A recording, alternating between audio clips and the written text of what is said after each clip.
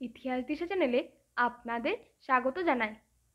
আজ আমরা আলোচনা করব school service commission, WBCS, rail, police সহ বিভিন্ন প্রতিযোগিতামূলক পরীক্ষার উপযোগী ইতিহাসের কিছু গুরুত্বপূর্ণ শর্ট প্রশ্ন নিয়ে।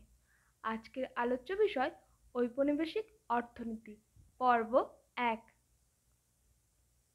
প্রশ্ন 1। ইংরেজ ইস্ট ইন্ডিয়া কোম্পানিকে বাংলা, বিহার ও উড়িষ্যার দেওয়ানির অধিকার প্রদান করেন? উত্তর ক অর্থাৎ দ্বিতীয় শাহ আলম। প্রশ্ন 2।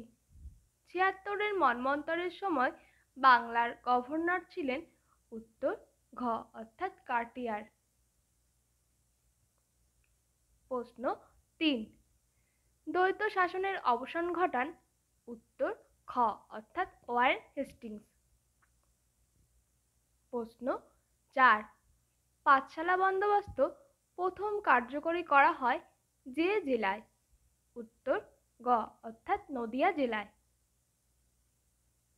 প্রশ্ন 5। হেস্টিংস, বারওয়েল পরিকল্পনা ও ফ্রান্সিস মিনিট যার সঙ্গে যুক্ত? উত্তর ক অর্থাৎ ভূমি রাজস্ব ব্যবস্থা। প্রশ্ন 6। কর্নওয়ালিস চিরস্থায়ী বন্দোবস্তের ঘোষণা করেন? উত্তর গ অর্থাৎ 1793 খ্রিস্টাব্দের 22শে মার্চ। প্রশ্ন 7। দেওয়ানি লাভের সময় বাংলার গভর্নর ছিলেন? উত্তর খ অর্থাৎ রবার্ট ক্লাইভ। প্রশ্ন 8। দেওয়ানি লাভের সময় বাংলার নবাব ছিলেন? উত্তর গ অর্থাৎ নাজমুদ্দৌলা। প্রশ্ন 9। রায়তওয়ারি ব্যবস্থার জনক রূপে অভিহিত হন? উত্তর ঘ অর্থাৎ টমাস মনরো। প্রশ্ন 10। আমিনি কমিশন একশেলা বন্দোবস্ত চালু করেন? উত্তর ক অর্থাৎ ওয়ারেন হেস্টিংস। প্রশ্ন 11। চিরস্থায়ী বন্দোবস্তের প্রবর্তনের পক্ষে মত প্রকাশ করেন? উত্তর ঘ অর্থাৎ Lord Cornwallis, Philip Francis, Richard Barwell. প্রশ্ন 12। পাঠশালা বন্দোবস্ত ব্যবস্থার অবসান ঘটে? উত্তর গ অর্থাৎ 1777 খ্রিস্টাব্দে। প্রশ্ন 13।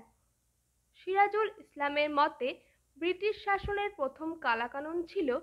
উত্তর ক অর্থাৎ 1799 খ্রিস্টাব্দের সপ্তম আইন।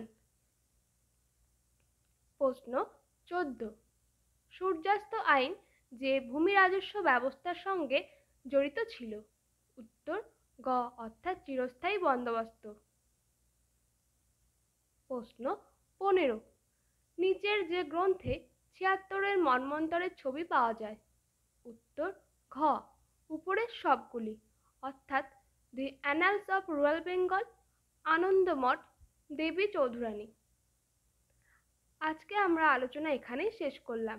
আলোচনা ভালো লেগে থাকলে চ্যানেলটি অবশ্যই সাবস্ক্রাইব করবেন যাতে নতুন নতুন ভিডিও আপনারা সবার আগে পেয়ে যান। আর কোনো প্রশ্ন থাকলে কমেন্ট বক্সে লিখে পাঠান, উত্তর দেওয়ার চেষ্টা করব।